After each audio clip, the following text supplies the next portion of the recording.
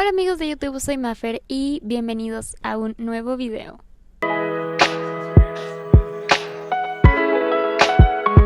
Y como ya vieron en el título, el día de hoy vamos a estar hablando del viaje del héroe, continuando con lo que les prometí en el video pasado de traerles contenido relacionado con la literatura, la escritura, guiones, creación de personajes, todo esto.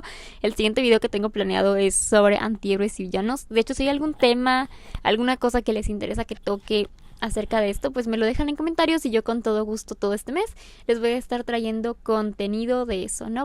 Esta estructura narrativa que se ve en muchos libros, películas, incluso obras de teatro también, ¿no? Pero pues bueno, vamos. ¿Qué es? El viaje del héroe, también conocido como monomito, es la estructura narrativa por medio de la cual un personaje enfrenta desafíos y retos para convertirse en una mejor persona. Generalmente esto también mejora el mundo en el que se desenvuelve. Y bueno, es como esta odisea que emprende nuestro personaje, valga la redundancia, este viaje que hace como para obtener un objetivo. Existen tres etapas principales: la partida, la separación, la iniciación y el retorno. Y son tres partes principales, pero hay partes que se englosan de ahí. Es algo muy interesante. De hecho, yo cuando estaba leyendo me aventé como 5 artículos porque cada artículo lo plantea de una forma diferente, pero en esencia es lo mismo. De hecho, me acuerdo cuando llevé un curso de guionismo cinematográfico y nos hablaron del viaje del héroe como una guía muy buena para crear historias, pero vamos a hablar sobre el viaje del héroe en cuentos, hadas y folclore como una introducción. Tratarse de una trama arquetípica con temas universales, el viaje del héroe ocupa un lugar destacado en los cuentos de hadas y el folclore. Hansel y Gretel, Caperucita Roja y Cenicienta. Si se fijan, estos cuentos, a pesar de que son muy pequeños y muy clásicos, muy conocidos por todos, cumplen con esta narrativa. Se nos presenta un personaje que abandona lo que conoce y se embarca en una aventura para volver siendo un mejor personaje o una mejor persona. Esto se usaba como guía al momento de crear cuentos para niños y de explicarles como de qué se trataba. Porque es algo muy sencillo de explicar. De hecho, a los niños se les usa el viaje del héroe porque les facilita la explicación de todo. Etapas del viaje del héroe, en total encontré como 12. Vamos a leerlas, les voy a leer y les voy a comentar pues esto, ¿no? La primera es la de mundo ordinario. Es donde existe el héroe antes de que comience su historia actual, ajeno a las aventuras que están por venir. Es su lugar seguro, su vida cotidiana, donde aprendemos lugares cruciales sobre nuestro héroe, su verdadera naturaleza, capacidades y perspectivas de la vida humano. O sea, como para que se nos quite esa idea de que el héroe es como un personaje que todo lo puede y que es como el protagonista, pues esto lo hace humano. Es donde ves su día a día, si le va mal en la escuela, si reprueba un examen, si lo corrieron del trabajo, si tiene o no pareja, familia, quiénes son sus amigos. Todo esto se ve en esta primera fase. Justamente es eso, ver al héroe en su día a día, en su triste y tal vez, no lo sé, aburrida vida. Llamada a la aventura. La aventura del héroe comienza cuando recibe una llamada a la acción. Puede tratarse de una amenaza directa a su seguridad, su familia, su forma de vida o la paz en la comunidad a la que vive. Puede que no sea tan traumático como un robo, asesinato o cualquier hecho violento. Puede ser simplemente una conversación, conocer a una persona. Esto es importante. Cualquiera que sea el acontecimiento, afecta al mundo ordinario del héroe y presenta un desafío o una misión que debe emprenderse. A mí siempre me sacó mucho de onda en las películas de que está bien feliz y todo y de repente llega algo y decide como dejarlo todo e irse a buscar esa aventura. Pues esto tiene que ver con el viaje del héroe. Es parte de esa estructura narrativa. Es como cuando algo nuevo llega a ese mundo donde él está cómodo y feliz y lo hace embarcarse en esto. Podrá tener sentido o no, pero es parte de... Rechazo de la llamada. En esta etapa tendrá miedos que deben superar. Aparecerán segundos pensamientos o incluso conflictos personales que lo harán pensar si estaba a la altura del acontecimiento o no. Cuando esto suceda, el héroe rechazará la llamada y como resultado sufrirá. El problema es que la situación a la que se enfrenta puede parecer muy difícil de manejar y resulta mucho más atractivo, obviamente, quedarse en la comodidad del lugar. Pero esto también hace que el héroe se vuelva un personaje más humano, porque sería también nuestra respuesta ante algún conflicto, ante alguna situación que nos saque de nuestra zona de confort. Y siento que al tú ver eso en el personaje de un libro, de una serie o de una película, te hace quererlo mucho más, te hace ser como más humano, te hace empatizar con él, decir, dude, yo tampoco me siento listo para esto, y te hace como querer, como ver qué le pasa a este tipo que no se siente preparado y a ver si la hace, ¿no? Es como eso. Siguiente. Encuentro con el mentor. De regla, de ley, siempre, siempre, siempre el héroe se va a encontrar con un maestro. Lo que sea, siempre. Dumbledore, te estoy hablando a ti. En esta etapa, el héroe se encuentra con un maestro que le brinda las herramientas necesarias para poder enfrentar su misión. Puede ser un consejo, puede ser una conversación, puede ser incluso que le enseñe a manejar algunas cosas referentes a la nueva aventura que está por desarrollar. Como la etapa en la que él más aprende de este mundo. De hecho, muchos autores la usan para aprender un poquito de world building, de creación de mundo, de sistemas de magia, todo esto. Y es algo muy común. De hecho, Harry Potter es un gran ejemplo de esto con Dumbledore y cuando él llega a todo este mundo, ¿no? 5. Cruzando el umbral. El héroe ahora está listo para comenzar verdaderamente su búsqueda, ya sea física, espiritual o emocional. Puede ir voluntariamente o puede ser empujado, pero de cualquier manera, él cruza el umbral entre el mundo en el que está familiarizado y en el que no. Típico, está muy a gusto y aprendiendo con su mentor y todo, y de repente pasa algo que le orilla como a despertarse de ese mundo, a ir por lo que realmente está destinado a ir. Puede ser salir de casa por primera vez en su vida, caso El vestuario de Axling de Laura Gallego, que es otro ejemplo también del viaje del héroe, o alguna otra cosa. Pruebas, aliados o enemigos. Ahora, finalmente, fuera de su zona de confort, el héroe se enfrenta a una serie de pruebas cada vez más difíciles que le ponen a prueba de diversas maneras. Se ponen obstáculos en su camino, ya sean obstáculos físicos o personas empeñadas en marcar su proceso o su progreso. Necesita averiguar en quién se puede confiar y en quién no. Puede ganar aliados o encontrarse en enemigos que a su manera le ayudarán a prepararse para las pruebas más grandes que está a punto de pasar.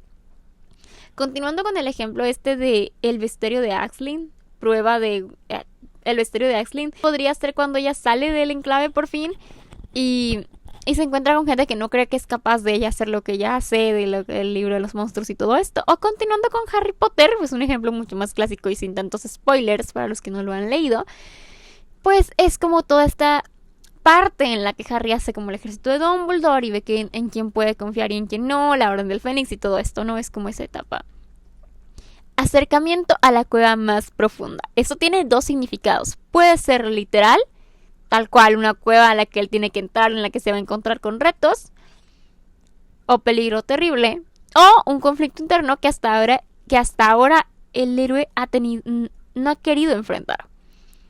A medida que el héroe se acerca a la cueva, debe hacer los preparativos finales antes de dar ese salto hacia lo desconocido. En el umbral de la cueva, el héroe puede volver y enfrentarse a una de las dudas y temores que surgieron por primera vez tras su llamada a la aventura.